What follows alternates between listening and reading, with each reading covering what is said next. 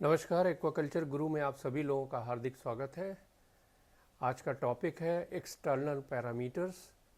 Recirculating aquaculture system में जो external parameters हैं वो किस तरह से मछली के ग्रोथ को प्रभावित करते हैं या उसके स्ट्रेस लेवल को कंट्रोल करते हैं। आइए देखते हैं। Here we go to our first slide.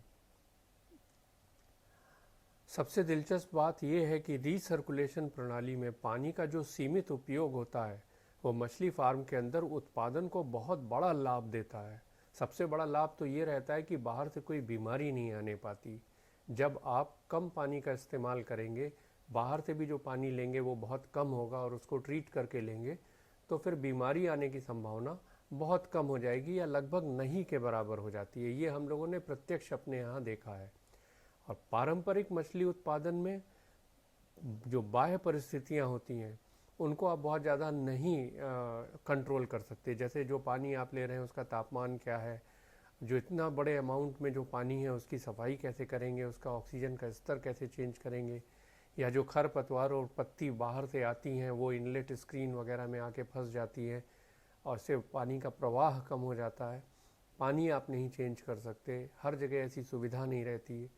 लेकिन रीसर्कुलेशन प्रणाली में इन बाहरी कारकों को पूरी तरह से या आंशिक रूप से समाप्त कर दिया जाता है। रीसर्कुलेशन की डिग्री और जो आपका संयंत्र बनेगा, पूरा सेटअप लगेगा, उसके निर्माण के आधार पर ही ये सारी चीज़ें व्यवस्थित होती हैं। रीसर्कुलेशन मछली प्रणाली जो होती है वो किसान को उत्पादन करने के सभी मापदंडों को पूरी तरह से नियंत्रित करने के लिए सक्षम बनाता है। और जब ये प्रणाली संचालित करने में किसान पूरी तरह से कौशल पूर्ण हो जाता है तो वो उतना ही महत्वपूर्ण हो जाता है जितना कि वो मछली की देखभाल सही ढंग से करता है।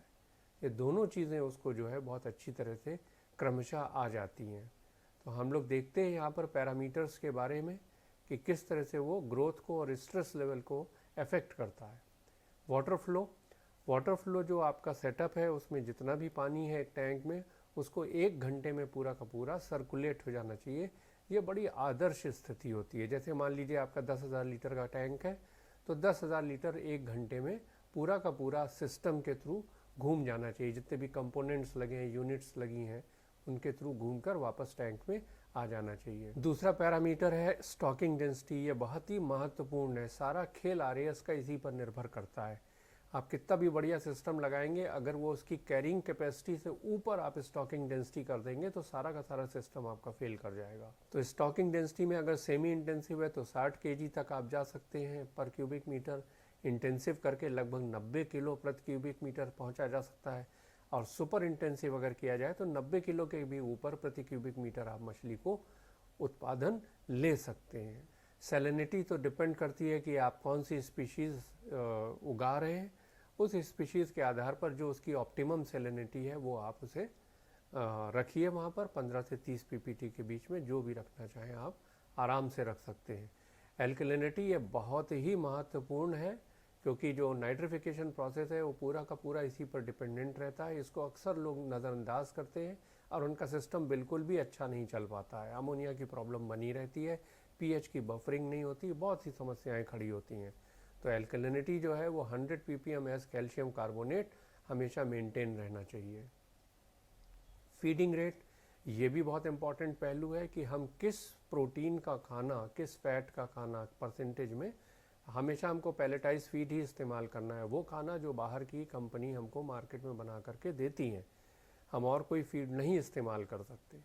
तो जो भी स्पीशीज़ आप इस्तेमाल कर रहे हैं उसके हिसाब से प्रोटीन कितना होना चाहिए, पैलेटरी साइज़ कितनी होनी चाहिए, और कम से कम 2 बार तो आप खाने की फीडिंग करें। ऑक्सीजन ये बहुत ही महत्वपूर्ण फीचर है। ऑक्सीजन हम लोग अपने यहाँ 11-12 ppm रखते हैं, लेकिन 8 ppm तो आपको रखना ही चाहिए क्योंकि ज़रा सी भी अगर गड़बड़ी हुई तो ये ऑक्सीजन समझ लीजिए 4 या 5 मिनट का ही ऑक्सीजन आपके टैंक में बचता है।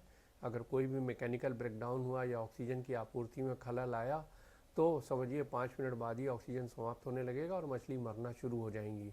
तो कम से कम कुछ कुशन रहे 7, 6, 5 आने तक, तो 8 ppm या इसके ऊपर रखेंगे तो आपको बहुत अच्छा रहेगा। और साथ में सारे अल्टरनेटिव अरेंजमेंट करके रखिए भी कि अगर हमारा मेन सिस्टम फेल होता है तो दूसरा वाला चालू हो जाए, ताकि ऑक्सीजन की कमी ना होने पाए। ये बहुत ही इम्पॉर्टेंट है। ऑर्गेनिक मैटर को आप जितने जल्दी हो सके उसे निकाल दें टैंक से, इतना बढ़िया आपका जो है सॉलिड वेस्ट रिमूवल सिस्टम होना चाहिए। नहीं तो ऑक्सीजन ये बहुत ज़्यादा खाने लगता है और इससे भी प्रॉब्लम आ जाती है। कार्बन डाइऑक्साइड को 8 ppm से 12 ppm के बीच में रहना चाहिए, 8 से कम रहे तो बहुत अच्छा। कार्बन स्ट्रिपिंग करके हम लोग कार्बन डाइऑक्साइड को निकाल देते हैं। 15 तक भी जा सकता है, लेकिन 15 से ऊपर ना जाए, वो बिल्कुल अलार्मिंग स्थिति हो जाती है। अमोनिया बहुत ही महत्वपूर्ण कारक है। तो जो अमोनिया है अनआयोनाइज्ड, वो बहुत टॉक्सिक होता है। इस पर सब वीडियो हमने डाल रखे हैं, आप लोग देखिएगा। 0.01 ppm जो है वो अमोनिया को रहना चाहिए। ये pH और टेम्परेचर पर भी डिपेंड करता है। और जो अमोनियम है वो 2.5 ppm तक भी जा सकता है, लेकिन इससे कम रहे तो अच्छा है। pH जैसे जैसे बढ़ता है वैसे वैसे अमोनिया की टॉक्सिसिटी बढ़ती जाती है। टेम्परेचर हमेशा जो है आपको वैसा रखना पड़ेगा जो आप स्पीशीज़ उगा रहे हैं। अगर लो टेम्परेचर वाली है तो आपको कम रखिए, और ट्रॉपिकल फ़िश है तो आपको ज़्यादा रखना पड़ेगा। जैसे हम लोगों ने रूपचंदा जिसकी फ़ोटो लगी हुई है ये, या एशियन सी बैस करते हैं तो 27 डिग्री सेंटीग्रेड से टेम्परेचर हमेशा ऊपर रखते हैं। 27 डिग्री सेंटीग्रेड से अगर कम हो गया टेम्परेचर तो मछली ठीक से खाना नहीं खाती है। ख़ासतौर से इन 2 मछलियों की जो बात कर रहे हैं। और खाना नहीं खाएगी या खाना खा भी लेगी तो उसका मेटाबॉलिज्म ठीक से नहीं होगा, वो शरीर में लगेगा नहीं। इसलिए टेम्परेचर पे बहुत विशेष ध्यान देना है। और टेम्परेचर जो है स्पीशीज़ के आधार पर ही आप कंट्रोल करिए। लाइट यानी कि फ़ोटो पीरियड, ये भी बहुत इंपॉर्टेंट है। ये भी स्पीशीज़ से स्पीशीज़ वेरी करता है।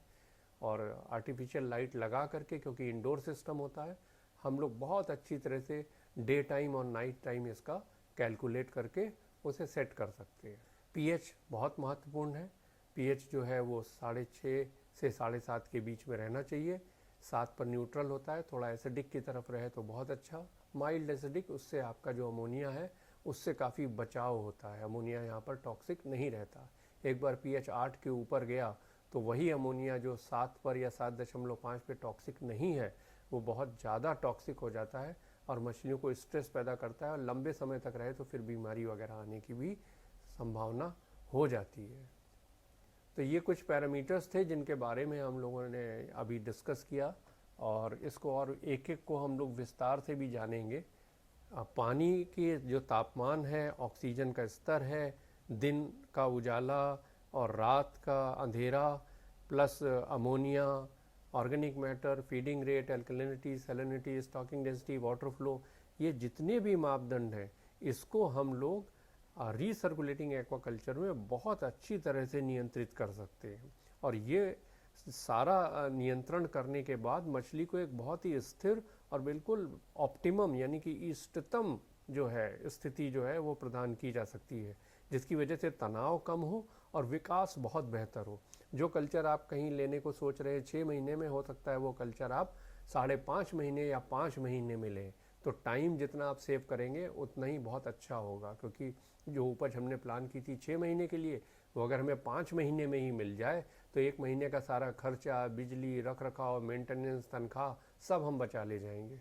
तो उससे हमारी इनकम बढ़ जाएगी। तो इन स्थितियों के परिणाम स्वरूप एक बहुत ही स्थिर और अनुमानित विकास पैटर्न की हम लोग को समझ पैदा होती है, जिससे हम लोग एक बहुत ही सटीक भविष्यवाणी कर सकते हैं कि किस दिन मछली किस अवस्था या किस आकार तक पहुंच चुकी होगी। और इस फीचर का सबसे बड़ा फ़ायदा ये मिल जाता है कि हम एक बहुत सही उत्पादन योजना तैयार कर सकते हैं किसी भी स्पीशीज़ के लिए। हम लोगों ने किया है इसको, और बिल्कुल साफ हम प्रेडिक्शन कर सकते हैं, भविष्यवाणी कर सकते हैं कि किस समय मछली हमारी बिक्री के लिए तैयार होगी। तो ये सारा जो प्रबंधन है, मैनेजमेंट है, ये बेहतर उत्पादन के पक्ष में है।